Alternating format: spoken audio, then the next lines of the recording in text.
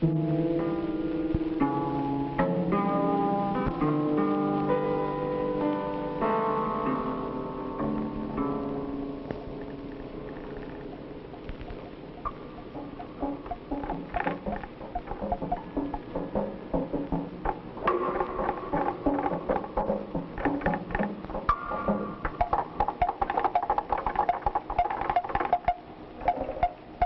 has described himself in many ways, but if we concentrate on man in relation to his control over his environment, no description is more apt than the description of man as a tool-making animal. And in the short history of mankind, the majority of the tools which man has made can be thought of as an extension of his muscle power. That is, the ability to perform work faster and in greater quantity.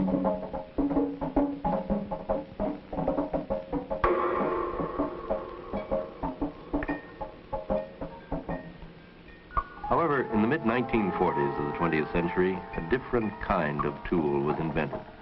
A tool for extending certain of the powers of man's mind. This tool is the electronic computer.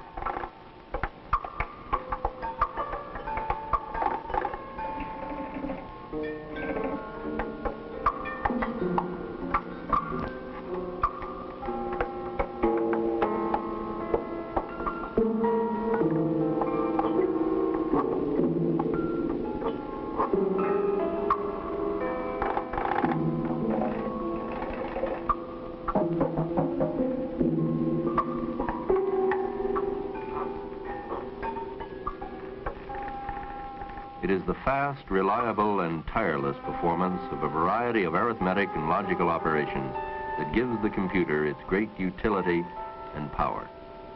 But merely looking at a computer won't tell us very much about what it actually is doing. Neither will this tell us anything about the revolutionary material and intellectual effects of such machines.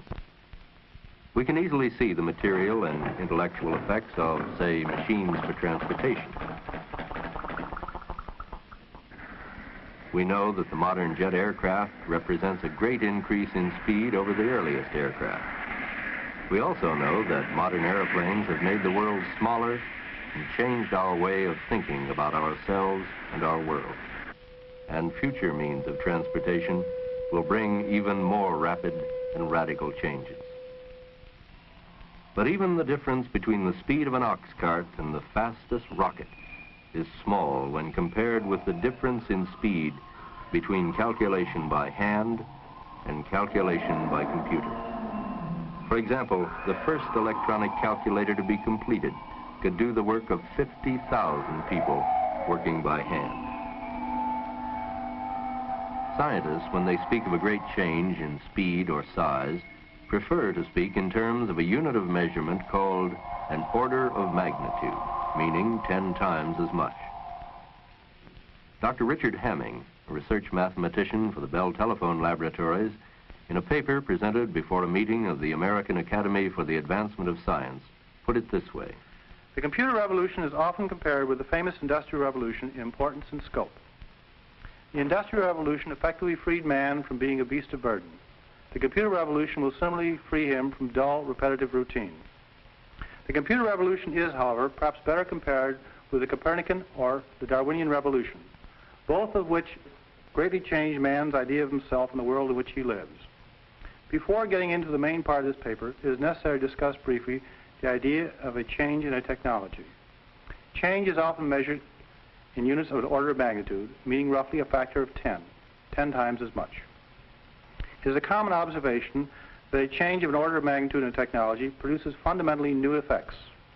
As an illustration, consider the following example. Modern jet planes are about 1 order of magnitude faster than Wright Brothers' first plane.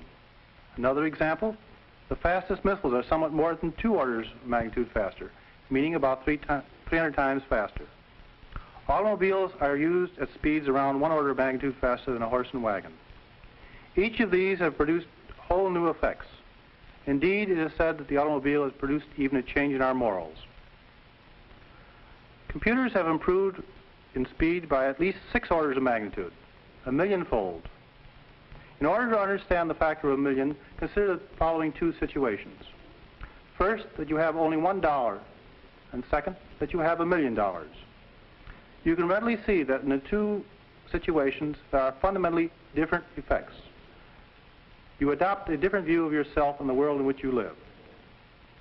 Along with the change in speed, there has been a great increase in reliability, so we now do much longer computations than was practicable by hand. Finally, with the increase in speed, there has been a corresponding decrease in the cost, something more than 1,000 times cheaper. It is as if suddenly automobiles cost $2 to $4, houses $20 to $60. And the changes in the computer technology are still going on. These, then, are the... We hardly need to be reminded that we live in a world that is becoming more complicated and more crammed with information every day. One description for this vast quantity of data on everything from the lifetime earning records of an individual to the beeps and pulses relayed to Earth from a space satellite uses that overworked word, explosion. This time, an information explosion. The computer is an invaluable tool for processing these millions of bits of information in accurate, fast, and economical fashion, in accordance with rules and instructions provided by the human programmer. In the most gigantic of all record-keeping jobs, the Social Security system, more than 1 million personal records can be processed in one day. This manufacturing plant is entirely computer-controlled in accordance with rules for decision-making stored in the machine's memory. This chemical plant for making polyisoprene was designed by a computer. In a recent example, a computer in 16 hours and out of 16,000 possible designs selected the design that most closely approached the ideal design as defined by the engineers.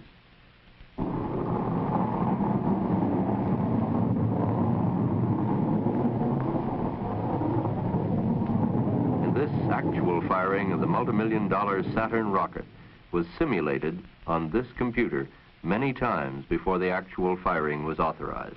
And these simulated firings, which helped eliminate many of the problems in the functioning of the rocket, cost only a fraction of what an actual launching would have cost. Each of these operations, record keeping and accounting, control, design, and simulation, is achieved through the manipulation of numbers according to instructions and rules given to the computer by the programmer.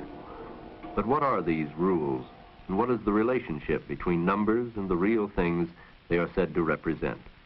These are some of the questions that we put to the scientist whom we've already seen, Dr. Richard Hamming, research mathematician at the Bell Telephone Laboratories. Well, I would say that at present at the Bell Telephone Laboratories, we do about 10% of the experiments on a computer and about 90% in the laboratory. I would expect that in time we will do 90% on the computer and 10% in the lab. Speed, cost, and effort favor the computer over the laboratory approach.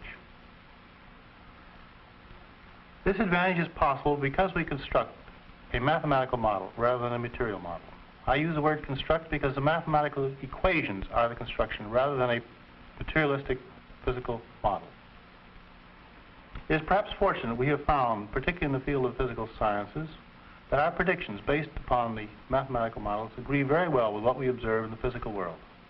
The 19th century physicist Heinrich Hertz described the concept of a model in these words: "We make for ourselves internal pictures or symbols of external objects, and we make them of such a kind that the necessary consequences in thought of the internal pictures are always pictures of the necessary consequences in nature of the object symbolized."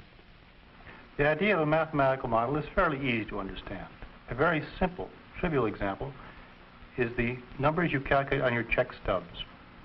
You combine the various numbers by addition and subtraction, and they correspond in a very real sense to the amount of money that you have in the bank. The mathematical model is the numbers you manipulate. The amount of money you actually have in the bank is the physical world. Let us consider now a slightly more complex example. This is a common experience for most of us. The front end of the car dips sharply when we come to a sudden stop. In technical language, there is a transfer of weight from rear to front in the action of braking. A mathematical model of this transfer of weight can reveal exactly how much weight is on both wheels. And different road surfaces and braking conditions will result in different weight distributions. But the mathematical model for the transfer of weight from rear to front will remain the same. In this mathematical model of a behavior of an automobile, we can use a computer to simulate what would happen in actual practice. We have actually found that our mathematical models of automobile traffic predict very well many of the effects which we observe. Returning to our more general remarks about the use of computers, we first use computers to simulate situations in engineering, situations which we had been doing before by hand. The computers allowed us to do much larger and more complex problems.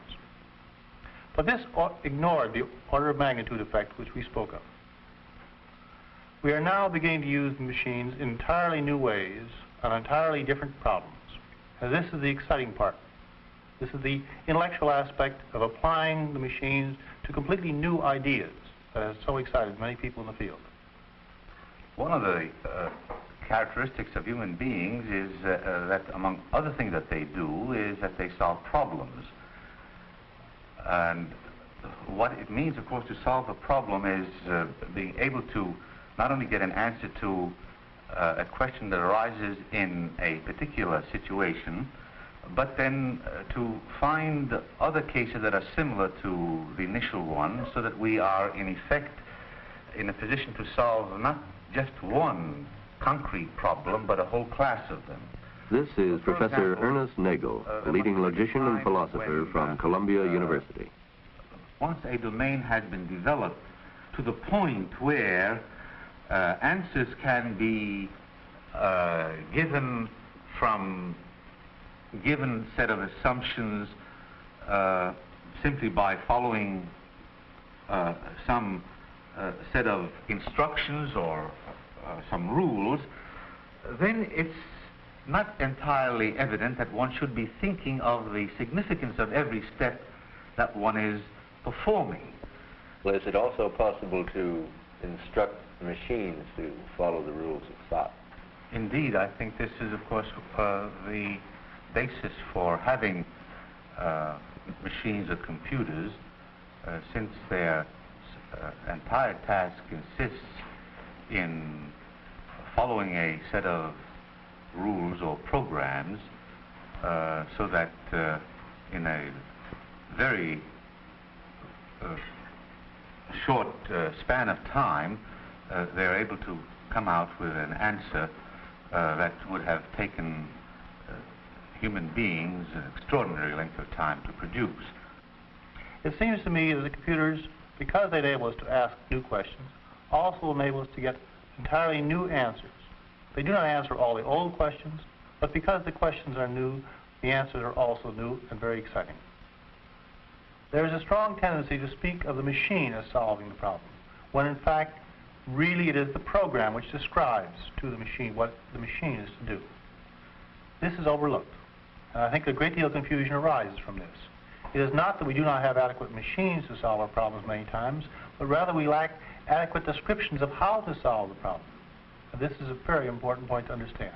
As we spread out and learn more and more about our techniques of solving problems, we will be able to do wider and wider class of problems. And it is not the machine so much as it is our lack of ideas that controls.